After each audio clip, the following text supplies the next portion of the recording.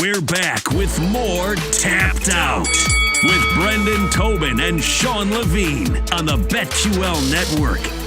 Saturday evening, welcome back to the show. Brendan Tobin, me, the sports machine, Sean Levine, and new friend of the show joining us. He is Ike Feldman, GiveMeSport.com. He covers mixed martial arts. We talk a lot of Conor McGregor. He's probably still the biggest name in the entire sport. I brought on a lot of people to know what they're talking about, including the guy sitting across from me, Brendan Tobin. And Ike, I'm getting a little worried. They're all like, I don't know if he's ever going to fight again. Are you in that same camp? It's getting scary. But first and foremost, thanks for having me on, guys. Love the content. Checked out the 303 interviews with you, but it's getting scary. And I like Chael Sonnen going off on Conor, calling him a little B word, and calling him out for the toe injury. I agree with it, man. There was a reporter in the 303 post-fight press conference, a woman who broke two of her pinky toes and was still walking around in high heels.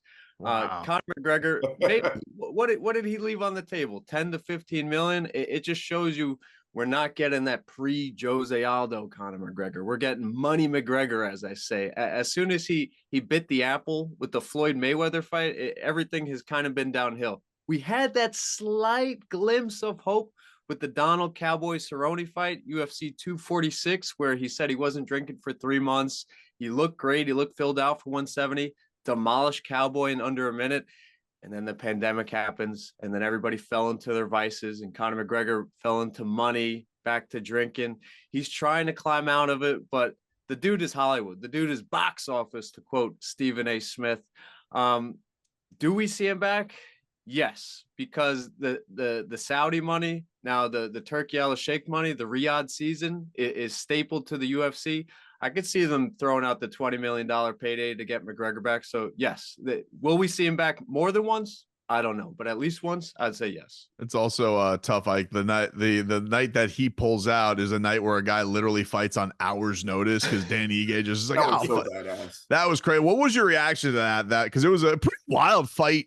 You know, it wasn't the best card in the world, but it was pretty wild just as far as events and watching this guy come in with the cape to try and save the co-main event. Yes, it shows you that the UFC is not fixed. I think some people have worries of that. You can accuse the Jake Paul promotion of that, but when it comes to the UFC, I don't think they planned on a 3-hour, 5-hour notice fight for Dan Ige to step in there on an international fight week co-main event against Diego Lopez to try to save the day.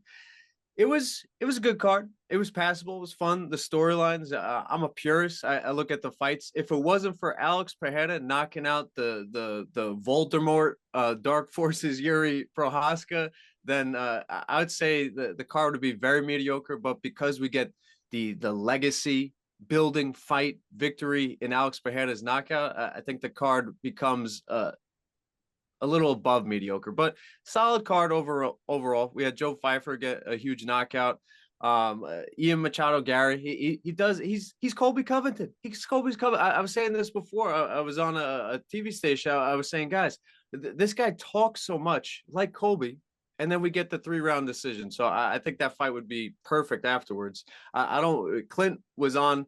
I don't want to see Shavkat demolish our boy Ian Machado Gary just yet.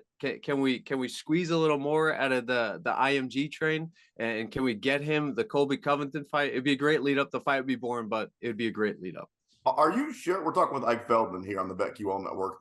Are you sure Colby wouldn't beat him? I'm as down on Colby as I could ever be. And you can ask Brendan. I used to love Colby Covington. I used to say that if it wasn't for Kamaru Usman, he would have defended the belt. Like, maybe I was wrong, or maybe he just had an awful night. I think there's a chance. Actually, I'm going to be honest with you. I would bet on Colby Covington to beat Ian Machado Gary.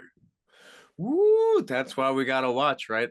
I think a major factor is that Ian Machado Gary is training with Damian Maia, Charles Oliveira, two just absolute jiu-jitsu savages. Even if Colby is able to drag the fight to the mats, I could see Gary getting back to the feet, making space. He's got great footwork and lateral movement. And the way he circles out, that's why it can be boring and kind of point fighting-esque. But yeah, I would, in 5 rounds fight, it would that is as 50-50 as it gets. But in a 3-round, I'd see the younger Machado Gary getting after it. And if I could say one thing about Colby Covington, I had the pleasure of talking with him in studio many years ago, right before he won the interim belt. If you are not in the dude's crosshairs, he is an absolute sweetheart. I know Joe Rogan, Brendan Schaub, they're like, oh, it's shtick, it's kayfabe, it's a character. No, he just wants to kill the person that he has lined up to fight. But if you're not in his crosshairs, he's an absolute pleasure. I actually can concur with that. Colby is a really nice guy, and oddly is a guy who can remember you. It's a strange thing, but because not many guys will, because they kind of go through the car wash of it all. But Sean O'Malley remembered you. He called you the fat guy on the left. He didn't remember me. He got sensitive about Jorge Masvidal, and I at the time said that he was a bigger star. Which, by the way, I had a good case study of it, Sean. I was in the building for Miami, and 75% of the building was rooting against Sean O'Malley. So, you know, he's still got some work to do to catch up to Gamebred. Speaking of, are you interested in that fight? We got Jorge Masvidal, Nate Diaz boxing this weekend. Does that tickle your fancy at all, Ike? Or is this would you rather this and prefer this to be in a cage? Very excited. I could care less about the influencer press conference chase down in the parking lot beef. I really that kid deserves to be beaten to dust. I care more about the fight. Is it 8 rounds or 10 rounds? I'm sorry. Man, I don't even remember. That's a good point. I don't know how many rounds. I think it is 8. I would guess 8. I would say there won't be a knockout early because of the bigger gloves. So I would lean towards Nate taking a decision in that. You know, we never got true justice at that UFC 244 first BMF fight in New York City. The New York State Athletic Commission stepped in there and ruled that Nate Diaz's blood was too scary and they had to call the fight, whatnot. This will be justice served. I think Nate Diaz gets the decision. He looks a little skinnier. He looked chubby in the Jake Paul fight. And that's probably because it was a higher fight. Maybe it was 185, 190, which is his walk around weight. McGregor always said if he can cut down, it gives you that motivation, that extra incentive, that kind of hunter mentality. So Nate looks a little more svelte. Maybe he's not indulging on the burgers and hot dogs and the ribs right away, but I would lean towards Diaz. Very interested in this fight, and I'm glad to see, happy that it's landing on the UFC Fight Pass platform. That to me is amazing that the UFC can collaborate with former stars of theirs to make an excellent product happen. So yeah, I'll be tuning in. I love that. I love Schveld. My Bubby, rest in peace, used to say Schveld. Oh man, I miss her. Ike Feldman. I know all these words. Schvier, Schvel. I'm like, you got them all. Come on, my guy. Ike Feldman joining us here on the BetQL network. Damn, you're making me miss that woman. Sean O'Malley, his next fight, whatever it is, looks like it's going to be Merab. I was looking at the lines. Merab is favored to win that fight. Does that surprise you? Yes. I feel like anytime you give Sean O'Malley or Conor McGregor or an Israel Adesanya or hell, an Alex Pereira time to prepare for a wrestler, they can come up with an anti-takedown game plan, similar to Jose Aldo back in the day against Uriah Faber, Chad Mendes, name any other wrestler that he's faced. He just has to keep them away, let them wear themselves out against the fence, and then make the space and go to work. I'm a Merab guy. He is a Long Islander through and through. Law and MMA, if you guys can't tell, I got that Strong Island accent representing. Yeah. I love Merab. I could see it making to the distance, but as they say, you gotta beat the champ to be the champ. I could see the judges leaning towards O'Malley and the UFC leaning towards O'Malley to get his hand raised. It's gonna be fun. We get to see O'Malley level up, but yeah, I would have to leave towards the Sugar Show. If the Sugar Show does get that done, you feel like he's going to leave bantamweight behind, because it does feel like, you know, maybe a matchup against Topuria or Max Holloway. Those feel like some of the biggest fights the promotion could make. Do you feel like Sean will stick around and clean out a very, very stacked division at 135? Or would it be best for him to, you know, go for that whole champ thing, which seems like every star goes for, and, you know, there's some big fish over at 145 that he could go against? So Francis Ngannou, not a company man at all. I feel that man, he's like a king in public, but when it comes to negotiation, that dude is slamming his fist on Dana White's desk and asking for what he deserves. I feel it's the opposite when it comes to Conor McGregor and Sean O'Malley. They talk tough in public, pound their chest, but when it comes to Dan, oh, hey, how you doing? Nice. How's the kids? Oh, how's everything? They're shaking their hands. So I would not rule out a Sean O'Malley crossover fight between one of the boxing's biggest star, Gervonta Davis, or a fight between Ilia Topuria. So yeah, I see him leaving the bantamweight division on to bigger and better things. And of course, he's talked about Ryan Garcia in a crossover fight. So I don't know exactly how that engine comes into play, but you want to talk about an internet following, like a younger crowd, O'Malley, Garcia in a boxing matchup. I could see it. Some cool looking gloves, right? Like one of them's got gold gloves, one of them's got the green gloves, a black ring. I'm all for it. Can we allow that?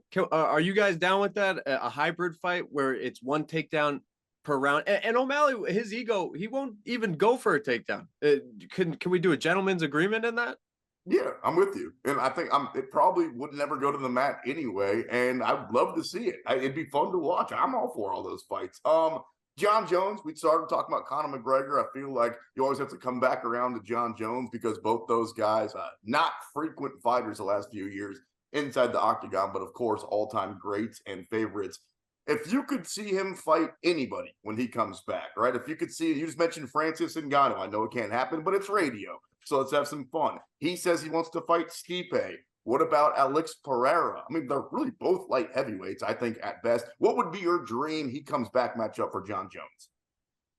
If I'm on his team, I'd love to see him fight Stipe. It's a legacy fight. They both have the belts in the poster, the greatest light heavyweight, the greatest heavyweight. You line them up, MSG, that sells. But the Alex Pereira fight, he's gonna ragdoll him. Can everybody stop with that, guys? Izzy, Israel Adesanya and Yuri Prohaska took down Alex Pereira. What the hell do you think John Jones is gonna do? If he could ragdoll a guy who's 50 pounds heavier and Cyril Gane in the first round, who's a kickboxer, who is a beautiful French kickboxer, if he can ragdoll him, what the hell do you think he's going to do to Alex Pereira? So everybody needs to pump the brakes on that. My dream fight would be that now that Riyadh is involved, now that Turki Al-Sheikh is involved officially with the UFC, and he's already worked with Francis Ngannou, yes, I'm going there. Let John Jones beat Stipe Miocic, get his hand raised, and then 1 year later, MSG 2026, Francis Ngannou, John Jones, the unification bout that everybody's been waiting for. I would argue with the right promotion, it would be the last big pay-per-view on the ESPN era with the UFC that we could surpass Conor McGregor versus Khabib Nurmagomedov. See, here's the thing. I'm with you. I don't disagree that Pereira probably would get right, but the man is shutting a lot of people up, right?